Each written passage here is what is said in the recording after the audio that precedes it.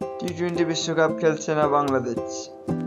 নিরাপত্তা সংখ্যায় ভারতের টি-টোয়েন্টি বিশ্বকাপ খেলতে না যাওয়ার সিদ্ধান্ত বদলানোর কোনো সুযোগ নেই বলে জানিয়েছে যুব ও ক্রীড়া উপদেষ্টা আসিফ নজরুল। আইসিসিও যেহেতু বাংলাদেশের ভেন্যু বদলানোর অনুরোধ রাখেনি, এর অর্থ এবারের টি-টোয়েন্টি বিশ্বকাপ শেষ পর্যন্ত খেলা হচ্ছে না বাংলাদেশে। আজ হোটেল ইন্টারকন্টিনেন্টালে ক্রিকেটারদের সঙ্গে বৈঠকে একথা বলেন আসিফ নজরুল।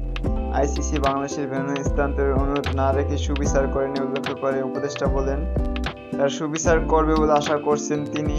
ক্রিকেটারদের সঙ্গে কী আলাপ হয়েছে তা অবশ্য খুলে বলেননি তিনি। আসিফ নজরুল বলেছেন, আমাদের যে নিরাপত্তা ঝুঁকি ভারতে খেলার ক্ষেত্রে, সেই নিরাপত্তা ঝুঁকি পরিস্থিতির কোনো পরিবর্তন ঘটে নাই। আমাদের যে নিরাপত্তা ঝুঁকির আশঙ্কা তৈরি হয়েছে তা কোনো বায়বীয় বিশ্লেষণ বা ধারণা থেকে হয় নাই। এটা একটা সত্যিকারের ঘটনা থেকে হয়েছে, যেখানে আমাদের দেশের একজন সেরা খেলোয়াড়কে উগ্রবাদীদের কাছে মাথা নত করে ভারতীয় ক্রিকেট বোর্ড তাকে ভারত থেকে বের করে দিয়েছে। সোজা কথা, বের করে দিতে বলেছে। ক্রীড়া উপদেষ্টার পর সংবাদ মাধ্যমের সঙ্গে কথা বলেন বিসিবি সভাপতি আমিনুল ইসলাম। তিনি বলেন, আমরা আমাদের মতো চেষ্টা করে যাব, আমরা এখনো হাল ছেড়ে দিচ্ছি না।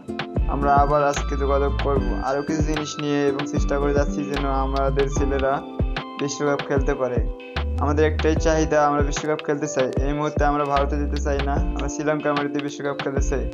আমরা এখনো তৈরি, আমাদের দল তৈরি আছে।